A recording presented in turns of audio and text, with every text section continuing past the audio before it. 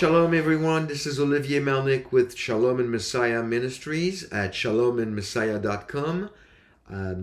I have a program today. I'm really excited about it. It is with two good friends of mine, Robb Schwatrz, congregational leader of a Messianic congregation in Orange, California, and a longtime friend of mine who has a good understanding of Jewish history, and of course, the one and only John Holler.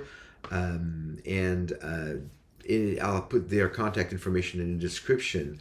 But I wanted to remind you that 2 months ago, a gentleman and myself started Shalom and Messiah Ministries to expose and fight anti-Semitism, educate and mobilize Christians, and reach the Jewish people with our Messiah. And we are in the midst of all this, and of course we're so much going on in the world.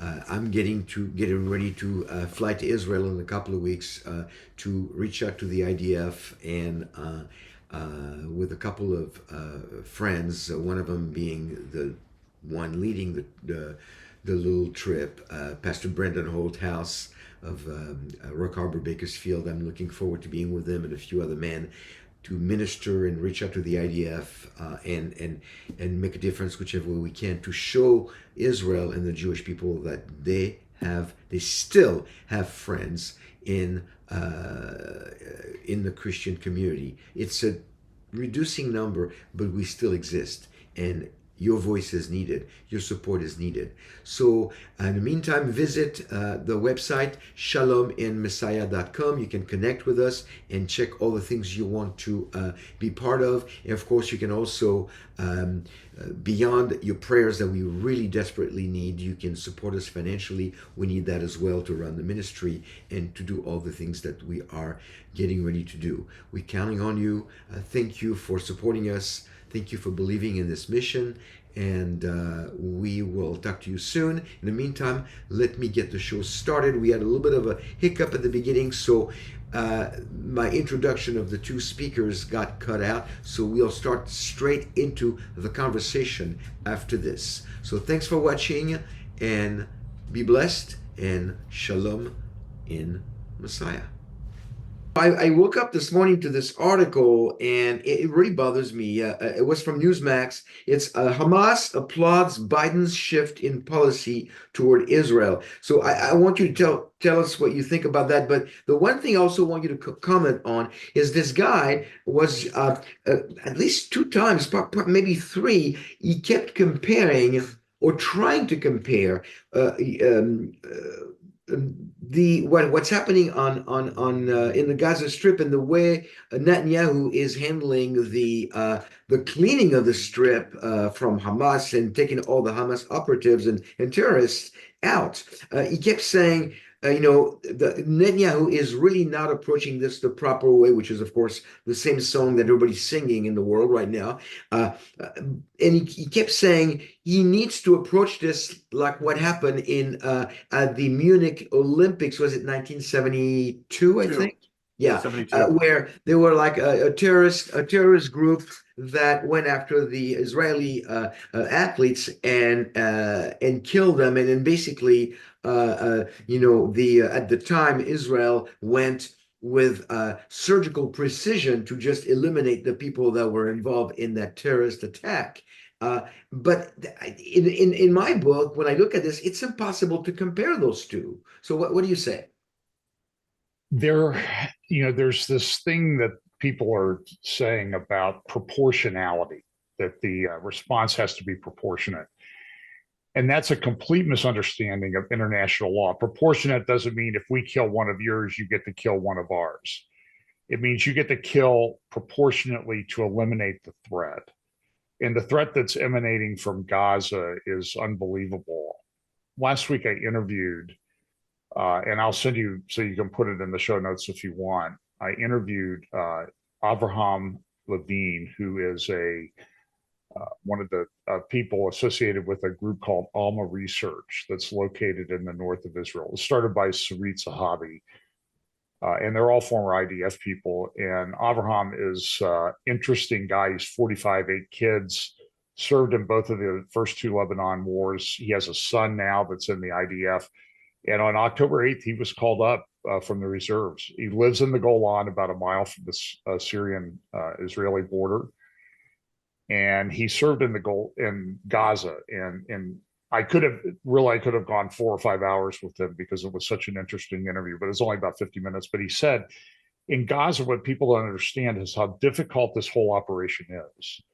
That you go through and you clear an area, and they put up all these maps about Israel controls all these parts of Gaza. He said that's just a total, complete fabrication, because we may control parts of the surface areas at times, but when the war started, they thought 180 miles of tunnel. Now they've discovered 500 or 600 miles. Oh, I thought it was 400.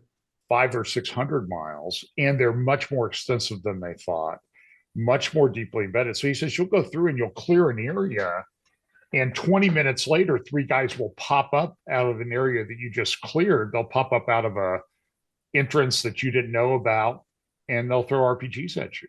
And so it's extremely dangerous for the Israeli soldiers.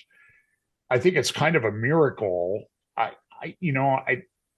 always reluctant to say I see God's hand in this, but when this war started, I know that I talked to some people, and there were fears that Israel would lose somewhere between 15 and 20,000 soldiers in the Gaza operation. I believe I have the number correct. The last number I saw was that they have lost 600 total, but that includes about 350 on October 7th. So they've only lost about 250 soldiers in the Gaza operation now in 5 months, which is, I don't know how that is happening. But what happened last week with Al-Shifa Hospital in Gaza City, I think, is indicative of the problem that Israel faces there with Hamas, because they had cleared Al-Shifa Hospital. Remember, in the early days of after October 7th, there was a stray rocket from Hamas that hit the parking lot there at Al-Shifa. But immediately, all the major news organizations, New York Times, CNN, Washington Post, Israel hit Al-Shifa Hospital with a rocket and killed 500 people. In hindsight, though, and nobody's gone back to really correct the record. You have to dig like crazy to find it. And I believe that a few people were injured in the parking lot. Yeah. And so they cleared the hospital, found all kinds of weapons. And then last week, Hamas had returned to the hospital. They have arrested hundreds of Hamas soldiers, killed 150. And I think I saw Seth Brantzman at the Jerusalem Post this morning said there's still 500 there that they've got to get rid of. And this is how do you fight this war? So these, I don't know what I would call them, chuckleheads. That's because that's what I'm allowed to say, that get on these talk programs and news programs and government spokespeople and State Department people, and they make these charges of disproportionality and that type of thing. They don't understand the law, and it's clear that they do not have Israel's best interest at heart. I mean, just the headline when I read it, Hamas applauds Biden's shift in policy. What happened at the UN the last couple of days? So what we saw at the UN was a reboot of what happened at the end of the Obama administration. So there's a reason why I call this the Biden administration. So just to recap what happened, December 2016, Trump has won the election. He's beat Hillary Clinton. And I believe it happened on Christmas Day, on December 25th, 2016. You can go as Sunday, December 25th. You can get the Jerusalem Post headline. There was a resolution that came before the UN, Resolution 2334. And to that date, Israel, anytime there was an anti-Israel resolution introduced at the Security Council, the United States always exercised its veto power. That was the first time. That was the first real crack in my opinion, really apparent crack to everybody in the world in the U.S.-Israel relationship. Samantha Power, the ambassador, did just as happened earlier this week on Monday, abstained from voting on the resolution. abstention in the Security Council and allowing the resolution to pass is the same as a yes vote. I'm sorry. It's a complete waste of anything. Nobody cares. The only thing people will remember is that everybody who voted for the resolution voted in favor of it. And so they have this resolution that they voted on, a new one on Monday. They did the same thing. And it was interesting last week as I was preparing my update, I kept coming up with this videos of Barack Obama showing up at 10 Downing Street in London to meet with the Prime Minister Sunak and the former Prime Minister and now Foreign Minister of the UK, David Cameron, who's been very anti-Israel in his orientation. But I think Obama went there to make sure that the UK did not leave the reservation and abstain or veto this resolution that was coming up on Monday. Now, the US put out one of its own resolutions. It condemned Hamas. That was vetoed by China and Russia. So then China and Russia came up with this other resolution 2728, and it was adopted by the Security Council and essentially calls for an immediate ceasefire. And it also says, oh, well, Hamas, you should release the hostages too, and you should put humanitarian aid in there. So I think the article that you have from Newsmax, Hamas is in favor of this. And there was a guy, Khalid, can't remember his last name, Rashid Khalid, I don't know. He's in Jordan this morning saying, this is great for Hamas. This means Hamas does not have to release any hostages until the war. Well, see, that's and that's the thing. And I was just looking at the article here. If you allow me to quote here, Israel decried and Hamas praised an abstention by the U.S. from a United Nations Security Council vote Monday that called for a ceasefire without demanding the release of the remaining hostages. So that's that's a big issue. It's like a it's a unilateral demand. Basically, there's no demands, and now some people have said, and I guess we need clarification. And Rob, you and I have talked about this before. The difference between binding and non-binding at the UN. What's is this? It says here that the U.S. asserts that the resolution is non-binding. So is it binding, non-binding? Does it make a difference? I think personally, binding or non-binding, I think it shows where the U.S. Administration stands right now in terms of relationship with Israel. Well, if the words mean the same thing I think they mean, I'm just trying to figure out what enforcement power the UN has. I mean, it seems to me largely a bunch of talking heads that are pointing fingers.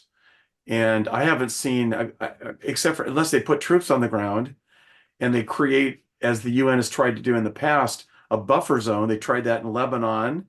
They've tried it, you remember, back in the 60s, just before the 67 war, there was a UN force there and Nasser kicked them out and said, you guys aren't welcome here. And so, as soon as the UN is gone, the local tribes begin to, pick up their spears and start fighting each other.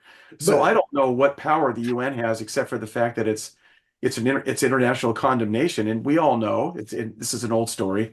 Israel is the only country on the planet that people are accusing of, or Israel saying, why do we have to defend our right to exist? No other country is put through that kind of scrutiny. And I don't want to leap too far here, but what happened in Russia in the last couple of days with that attack on the Crocus stadium or whatever, I was amazed that group of terrorists did not take themselves out with suicide vests and die as martyrs. And now it gave Putin a real excuse, but nothing is in the UN about this.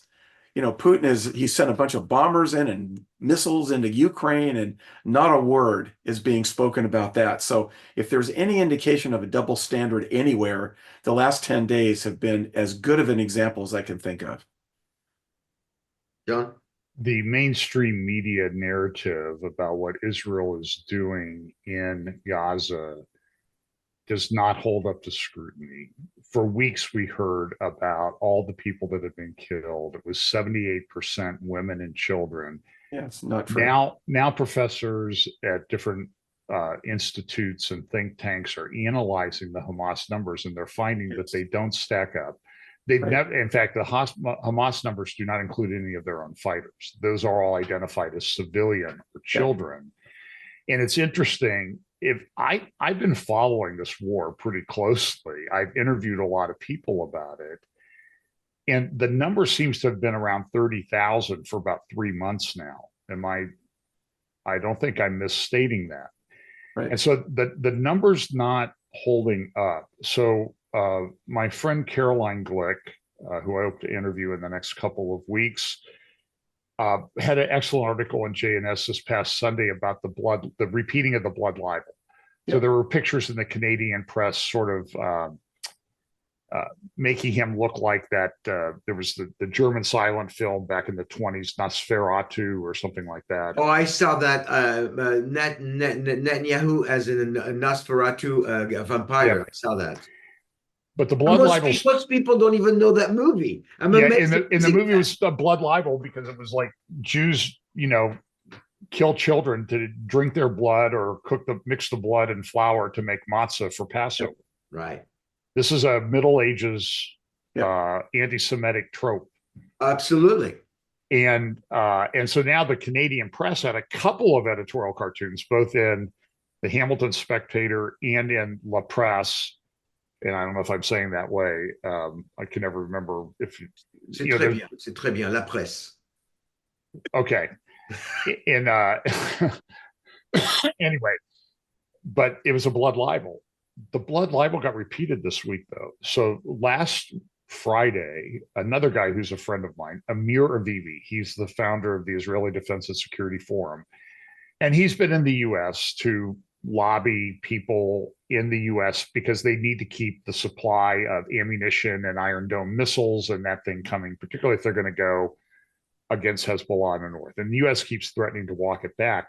But Amir Avivi went to the State Department, and he hasn't identified the person, but he said the person in charge of the Israel-Palestine desk at the State Department said that, well, IDF soldiers are raping Palestinian women. Yeah, that story came out last week. And so Amir, to his credit, Amir Avivi went public with that.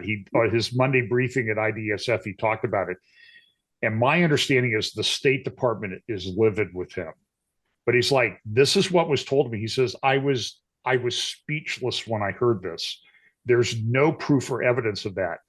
Immediately, this is kind of an interesting follow-on. Al Jazeera ran with the story. Now, Al Jazeera is a Muslim Brotherhood, Qatar-backed, anti-Israel, pro-Muslim Brotherhood channel. It is one of the most biased news channels. So they immediately running with that story. They have backed off of that story now at the request of Hamas, because what was happening is the allegations scared people in Rafah, the civilians who have fled there, and they started to leave to go back to the north.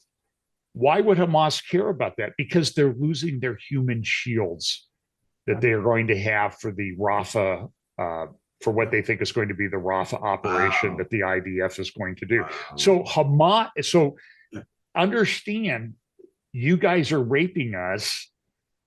Al Jazeera runs with it and then backs off because it's hurting Hamas. It's hurting the narrative. Went too far. They had to reverse themselves, and which is weird. You never see that happen.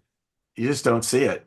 No, usually you see. I mean, the what they call Pallywood, the fake videos that you see all the time. I saw one this morning, a lady crying and all this stuff, and then she ends, and before the camera goes off of her, she's high-fiving the one guy, and they're laughing and all this other stuff. I mean, this is sick and twisted, but the bigger problem is that people in our State Department are repeating these blood libels.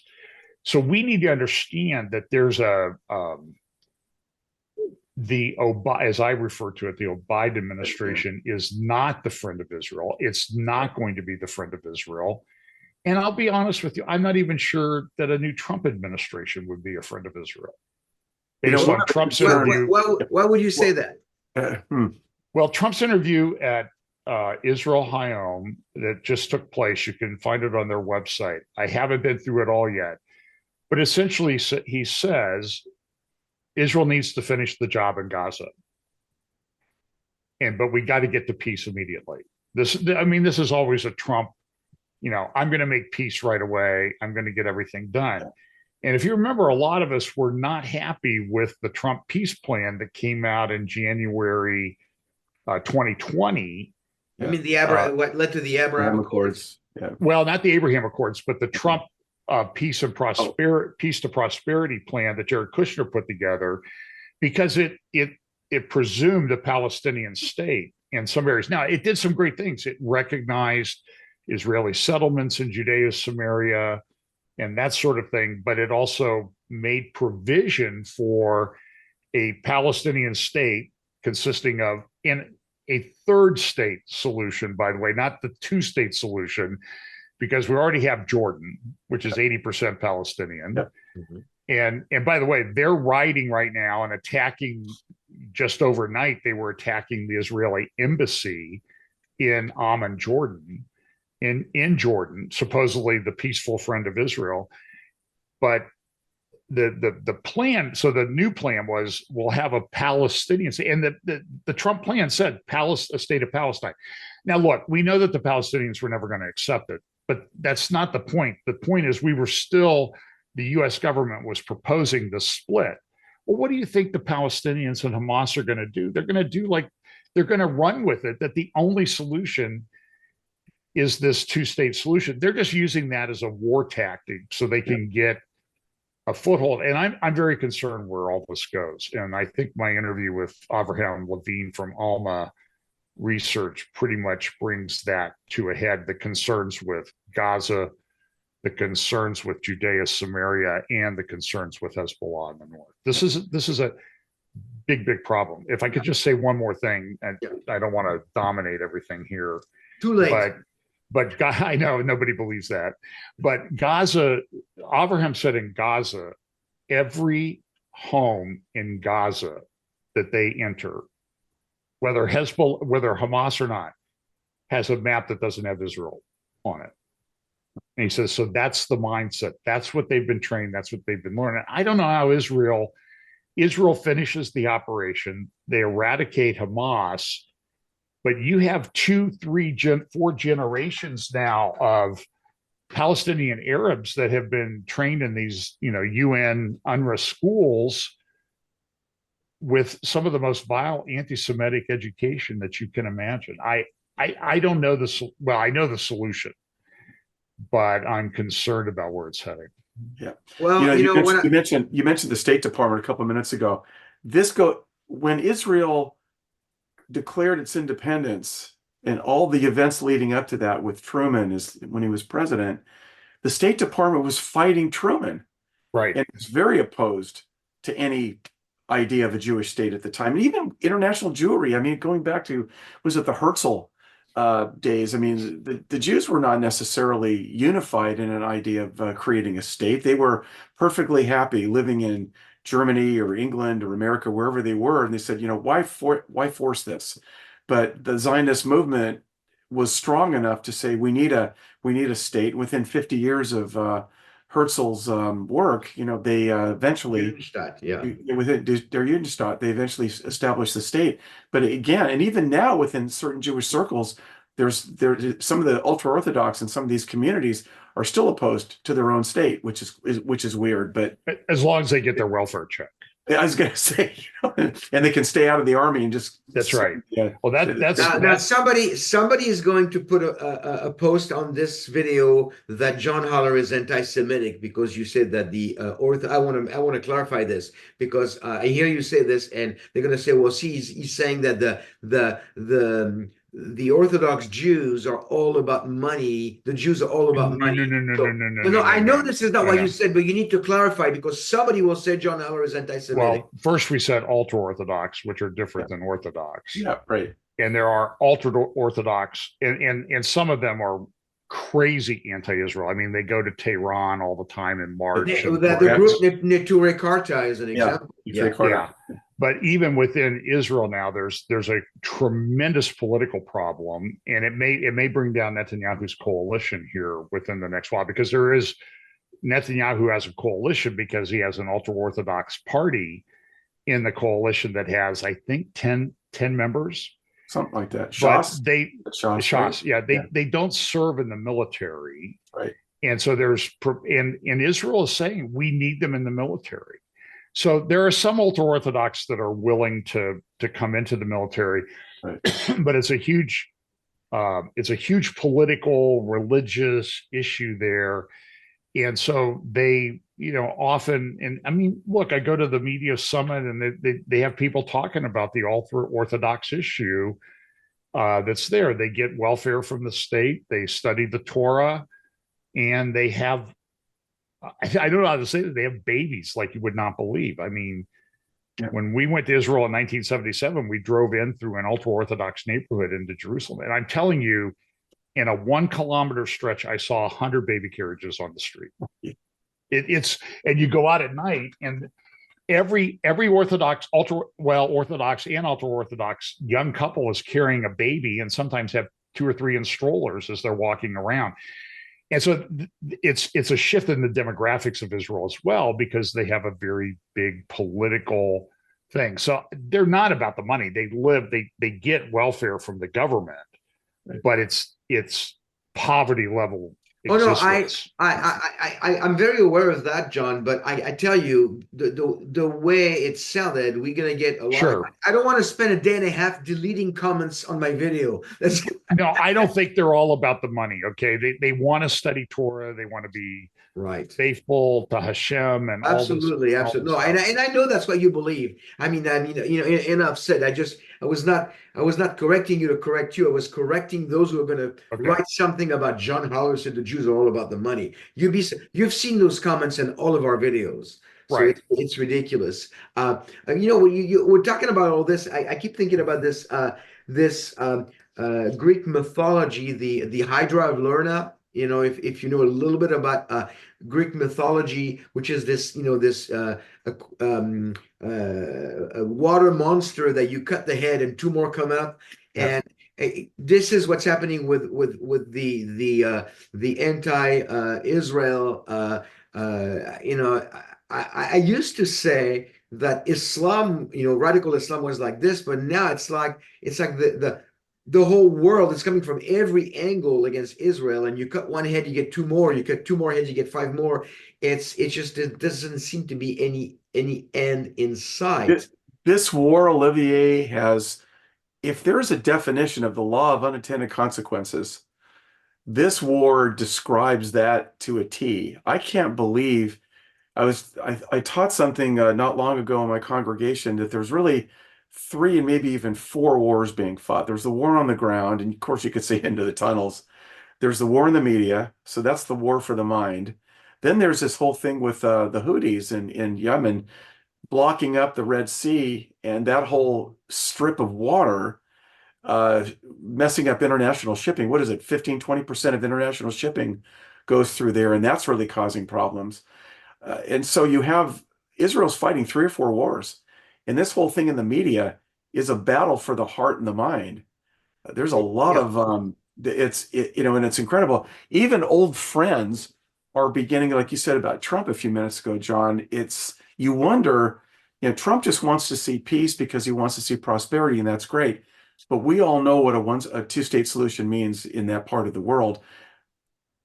The Arabs want nothing to do with any Jews in that part of the world at all. They just want to flush the Jews out. That's the meaning of from the river. That's in the Hamas charter. That's in the Palestinian manifesto. It's in everything they've published over the years.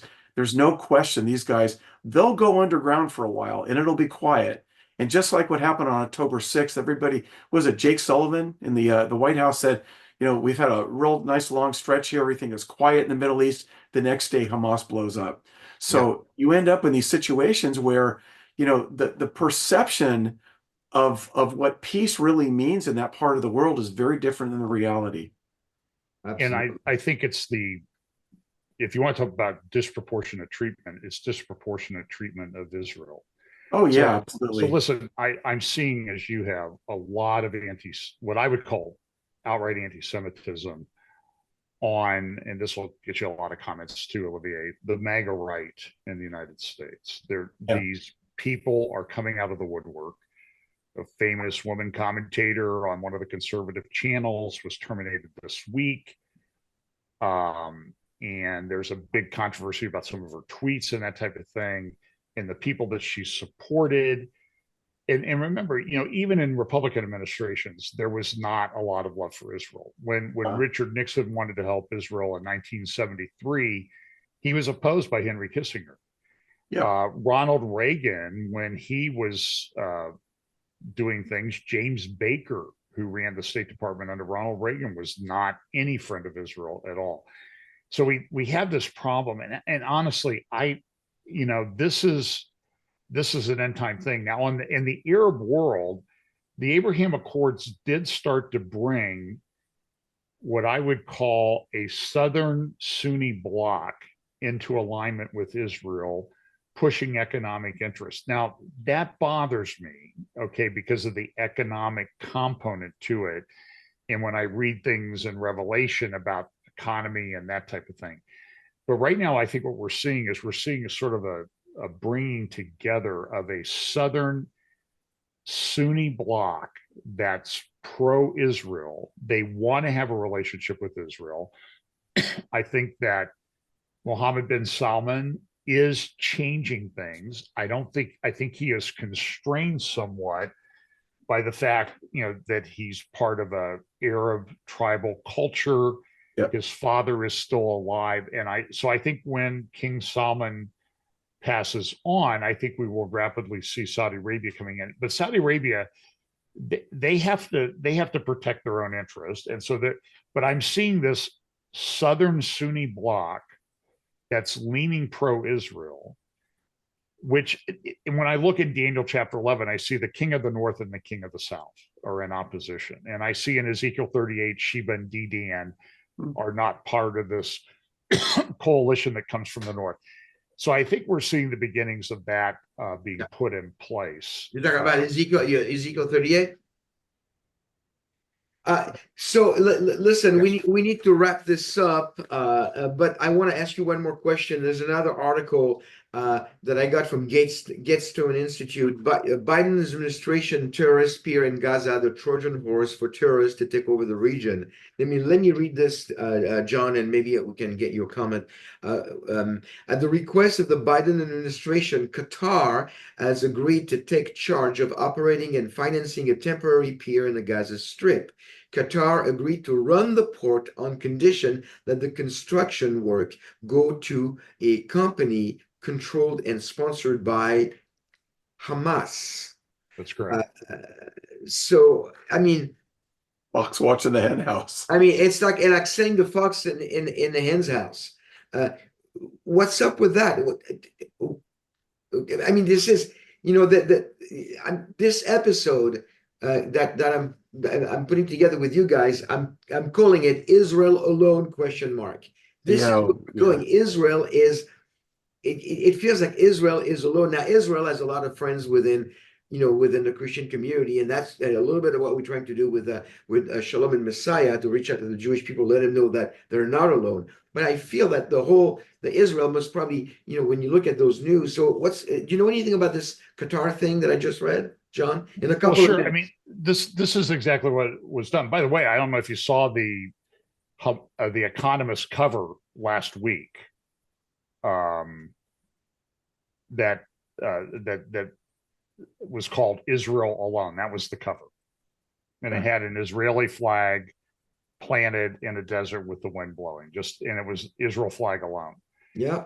Out in the wilderness, kind of. And I think this is where we are. And we need to understand is, Israel over the years has had to make a number of operations into Gaza. I think there was cast lead, and it seems like around Ramadan every year there would be some kind of disruption, and they'd have to go in. And I don't know if she originated it. Caroline Glick called it mowing the lawn in Gaza. And so they would go in and mow the lawn in Gaza. And look, Israel's leadership needs to answer for the fact that they didn't realize what Gaza was about. Yeah. That as they would go in and they would destroy a lot of infrastructure in Gaza, they would bring building materials in through the Egyptian border, which is, by the way, much more secure than the Israeli border ever was, and nobody ever talks about that. Yeah. And so Israel doesn't surround Gaza. That's a complete fake, made up lie by ignorant people. But what happened was they would bring the materials in, they would rebuild things, and then they would also use the materials to build these tunnels. I mean, this tunnel network is unbelievable. Yeah. The concern, though, John, by the way, real quickly, John, the concern is that in the Lebanon, the tunnel system is worse. Yeah, it's more extensive. They're digging under northern Israel. John, what do you know about the flooding of the tunnels they started? I haven't heard anything about that in the last couple of months. Well, I think part of their reluctance to do that is the hostages that are, I mean, look, they say 130 hostages. They're pretty sure that at least 60 of them are already dead. Yeah. And Hamas is not going to give them back until the end. So so anyway, they have huge problems. Listen, this is a very, very difficult situation for Israel. Yeah. We haven't seen the end of it yet, but I wanted to finish with because we have to wrap this up pretty quickly here, but I wanted to finish because we keep talking about this and I keep being brought back to Zechariah chapter 12. And I want to read the first 3 verses and then verse 9. So the first 3 verses of Zechariah chapter 12, the oracle of the word of Yahweh concerning Israel, thus declares Yahweh, who stretches out the heavens, lays the foundation of the earth, and forms the spirit of man within him. Behold, I am going to make Jerusalem a cup that causes reeling to all peoples all around. Now, the one in siege against Jerusalem will also be against Judah, but it will be in that day that I will make Jerusalem a heavy stone for all the peoples. All who heave it up will be severely injured, and all the nations of the earth will be gathered against it. Friends, I mean, this is where we're going here. I mean, faster than I thought. But the way I'm comforted by the rest of the chapter. Of course, verse 10, speaks of when the Jewish people will call upon the one who they have pierced, when Israel will come to saving knowledge of Messiah, and I love that part because I know it's coming. But before verse 10, now hang on, this is why you watch those shows on my channel. Before verse 10 comes verse 9. I bet none of you knew that. Well, and here it is, verse 9. And it will be in that day that this is God speaking, that I will seek to destroy all the nations that come against Jerusalem. God is not asleep at the wheel right now. God is not powerless going like, what's going on? I mean, I created something I can't control. God is very much in control. What's happening is not escaping him. He's not busy in one part of the world and not paying attention to what's happening in Israel. I think it's John Markel who said, the world is not falling apart, it's coming together. And I love that. I really love that. I mean, we have that assurance as believers. We know that we are in Messiah, we are in Jesus, we are part of his family. We know that we are going to spend eternity in the presence of God. And those are my final words to you watching, listening. You hear us discuss these things about Israel and the end of the world and how everything is going bad and they're going against Israel. But friends, we believers, we read the Bible, we know the end of the story. The end of the story is that God wins. The battle's already been won. Yeshua is going to come back to fight the final battle. He's going to Israel is playing a very important part in the end times, and it's going to be part of that is the complete the stop of Satan and the Antichrist. They're going to be sent to the lake of fire for eternity. That's why they're trying to stop it. And that's why they're going after Israel. And they're using anybody in the world right now. It's all converging on Israel. This is what we read in the Bible. We shouldn't be surprised. For those of us who read our Bible, we shouldn't be surprised. We should be concerned for those who don't know Jesus, Yeshua, but we shouldn't be surprised. That's I just want to finish with that. You need to make a decision. If you're listening today, you need to make a decision to be on God's side and to trust in Yeshua, in his death and resurrection on your behalf. It's a simple prayer to believe that what he did for you and for me and for John and for Rob was the innocent dying for the guilty. So today is your day to make that decision. I hope this show was helpful to you. John, thank you for being on the show as always. Rob, thank you for being the voice of reason. And we'll see you next time. And I'll put all the information in the description for our viewers to be able to follow you. Again, shalom. Until next time, be blessed.